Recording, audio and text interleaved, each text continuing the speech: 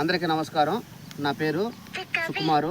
నేను యూనిట్ ఇన్ఛార్జిగా గోగోలు మండలం కోరుపల్లి యూనిట్లో L2గా పనిచేస్తున్నాను. నా ఓన్ ఫీల్డ్ ఇది. నా ఓన్ ఫీల్డ్లో నేను గత 5-6 సంవత్సరాల నుంచి నేను ప్రకృతి వ్యవసాయం చేస్తున్నాను. 100% న్యాచురల్ చేస్తున్నాను. కానీ నా భూమిలో నేను ముందుగా PMDS అనేది నా కాన్సెప్ట్. నేను సంవత్సరానికి 3 సార్లు PMDS చల్లుతాను. చల్లిన తర్వాతనే నేను ఏదైనా ఫస్ట్ కారు కానీ రబీ సీజన్లో కానీ ఖరీఫ్లో కానీ 2 సార్లు నేను ప్యాడ్ వేయాలనంటే ముందు నేను PMDS చల్లుకుంటా. PMDS చల్లిన తర్వాత 40 రోజులు అయిన తర్వాతనే నేను ప్యాడీకి వెళ్తాను. ముందుగా ఇప్పుడు మేము వేసిన నవధాన్యాలు చల్లిన తర్వాత దమ్ము చేసుకొని దుక్కి చేసుకొని నేను వరి నాటుకున్న తర్వాత నా పైరు ఈ విధంగా ఉంది. దీనికి నేను DAP వాడాను. DAP అంటే మీరు కెమికల్ అనుకుంటారేమో, కెమికల్ కాదు, పశువుల ఎరువు. అంత పచ్చిది కాదు, అంత ఎండిపోయింది కాకుండా మీడియం సైజులో ఉండేది 100 కేజీలు తీసుకున్నాను. 100 కేజీలు కోళ్ళ ఎరువు, 100 కేజీలు మేకల ఎరువు తీసుకొని ముందుగా తయారు చేసి పెట్టుకున్న జీవామృతాన్ని దాంట్లోకి దశపరిణి 5 లీటర్లు, పంచకవ్య 5 లీటర్లు ఈ జీవామృతంలో కలుపుకొని దీన్ని ఎత్తి ఈ 300 కేజీల పశువుల ఎరువులు కానీ మేకల ఎరువు కానీ కోళ్ళ ఎరువులోకి కలుపుకొని వారం రోజులు ఎండబెట్టుకొని బాగా మగ్గనిచ్చి దాన్ని తీసుకొచ్చి దీనికి ప్యాడీ వేసిన తర్వాత చల్లుకున్న దానివల్ల నాకు భూమి పైరు బాగా ఎదుగుతుంది, గంటకు వచ్చింది. ప్లస్ పైకి స్ప్రేయింగ్కి వచ్చేటప్పటికి కోడిగుడ్లు నిమ్మరస ద్రావణాన్ని స్ప్రే చేశాను. నేను ఇవన్నీ MPM షాపు కోచ్ ట్రైనింగ్కి వెళ్ళాను రాజమండ్రికి వెళ్ళినప్పుడు నేను అక్కడ నేర్చుకున్న ఈ కషాయాలు కానీ ఈ DAP కానీ నేను అక్కడి నుంచి నేర్చుకొచ్చినవి నేను ఇక్కడికి వచ్చిన తర్వాత నేను సొంతగా తయారు చేసుకొని నేను వాటినే వాడుతున్నాను. ఇప్పుడు నేను వాడిన ఈ కషాయాలు నిన్నగాక మొన్న DPM సార్ వచ్చారు. DPM సార్ వచ్చి చూసి చాలా బాగుంది కుమారు, ఈ విధంగా నువ్వు చేసావు కాబట్టి నీకు మంచి దిగుబడి వస్తుంది, మంచి గంట మీదకి వచ్చిందని చెప్పాడు సార్. చూసి నా దగ్గరికి RYSS నుంచి ఒక 2 ట్రైనింగ్కి పంపించారు. వీళ్ళకి కూడా ట్రైనింగ్ ఇస్తున్నాను. వాళ్ళకి కూడా నేను చేసిన ప్రతి టెక్నిక్ని వాళ్ళకి తెలియపరుస్తున్నాను. వాళ్ళిద్దరు కూడా ఇంకా బాగా నేర్చుకోవాలని కోరుకుంటున్నాను. ఇప్పుడు ముందుగా మీకు అది 3 గైల్లో ఒక అరెకరా అంటే ఒక అరెకరాలో ఖాళీగా ఉంది కాబట్టి దాంట్లో PMDS చల్లాను. PMDS కూడా చాలా బాగా మలిచింది. సార్ కూడా చూసి చాలా బాగుంది కుమారు అని చెప్పాడు.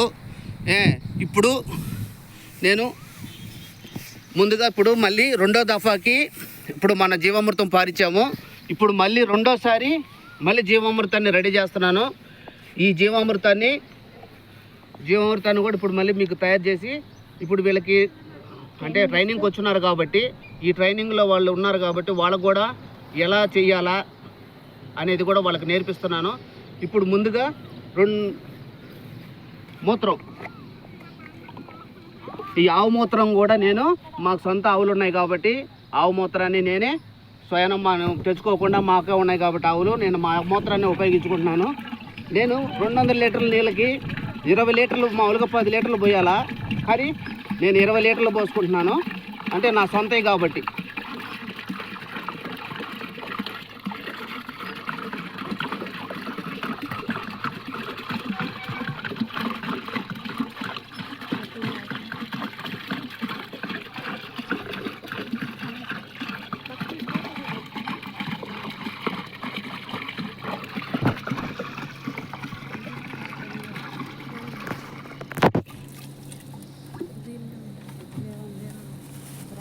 మా 2 కేజీలు మనం 20 లీటర్ మూత్రం పోసాం కదా, 2 కేజీలు శనగపిండి మనం వేస్తున్నాం.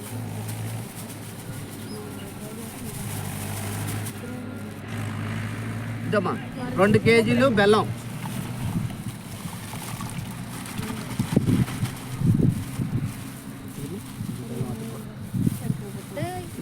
పిడికిడు పుట్టమట్టి,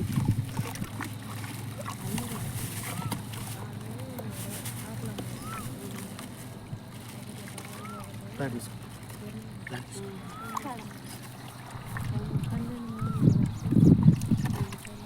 ఐదు కేజీల ఆవు పేడ,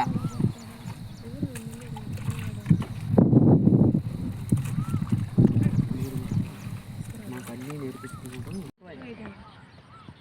magnesium, okay, H2O and CO2 pressurized C6H12O6. This is carbohydrate. చలో వేసుకున్న తర్వాత ఇంకా పేడ ఏం లేదు, మొత్తం కలిసిపోయింది. ఇప్పుడు మనం ఒక కర్రను తీసుకొని కర్ర ద్వారా పొడి చేతి మీదగానే తిప్పుకోవాలా, సవ్య దిశలో తిప్పుకోవాలా. ఈ విధంగా తిప్పేసుకున్న తర్వాత ఒక గోను సంచిని పైన పెట్టేసుకొని కప్పి పెట్టుకోవాలా. ఉదయం సాయంత్రం 2 పూటలు కలిపి పెట్టుకోవాలి. ఇది 48 గంటల తర్వాత జీవామృతం తయారవుతుంది. తయారైన తర్వాత మనం పరించుకోవచ్చు. ఒకవేళ స్ప్రేయింగ్ చేసుకోవాలనుకుంటే మనం స్ప్రేయింగ్ కూడా చేసుకోవచ్చు. ఇప్పుడు మేము స్ప్రేయింగ్ చేసేదానికి కూడా మాకేమి పురుగు గిరిగే ఏమి లేదు. మేము అందుకని ఎల్లో ప్లేట్స్ లింగార్షణ పొట్టలు కూడా పెట్టట్లేదు. నాకేం పురుగు లేదు. మా పొలం మీద 2 సంవత్సరాల నుంచి పురుగు ఏం లేదు. మాకు తెగులు పడవు, ఎందుకంటే ప్యూర్ ఆర్గానిక్ చేస్తున్నాం కాబట్టి మాకు ఎలాంటి పురుగులు కూడా పడవు. పాములు కానీ ఎలికలు కానీ మాకు ఏమి రావు. అందువల్ల ఏంటంటే నేను లింగార్షణ పొట్టలు కానీ ఎల్లో ప్లేట్స్ కూడా పెట్టకుండానే నేను ఈ విధంగా పండించుకుంటున్నా. మాకు ఇక్కడికి వచ్చిన తర్వాత సార్ దగ్గర మేము జీవామృతము, డిఏపి అంటే కెమికల్ కాకుండా మనము ప్రకృతి పరంగా మనం వచ్చే ప్రోడక్ట్స్ని యూజ్ చేసుకొని ఏ విధంగా మనము రకరకాల కెమికల్స్ అంటే కెమికల్ నుంచి ఏవైతే న్యూట్రియన్స్ వస్తాయో ఆవు నుంచి వచ్చే ప్రోడక్ట్స్ ఉపయోగించి, నేచర్ నుంచి వచ్చే ప్రోడక్ట్స్ ఉపయోగించి మనం ఏ విధంగా డిఏపి కానీ పొటాష్ కానీ ప్రిపేర్ చేసుకోవాలన్నది సార్ దగ్గరకు వచ్చిన తర్వాత మేము చాలా బాగా నేర్చుకున్నాము. అది మేము RYSS ఇంటర్న్షిప్ కిందకి వచ్చాము. కానీ సార్ దగ్గరికి వచ్చిన తర్వాత మాకు తెలియని ఎన్నో అగ్రికల్చర్ టెక్నిక్స్ ఆర్గానిక్ ఫామ్లో చాలా నేర్చుకున్నాము. అలాగే కోడిగుడ్డు, నిమ్మరసం కషాయము, పొటాష్లో అరటి బెరడు, బెల్లం కషాయం కూడా నేర్చుకున్నాము. చాప బెల్లం కషాయం కూడా నేర్చుకున్నాము. డిఏపి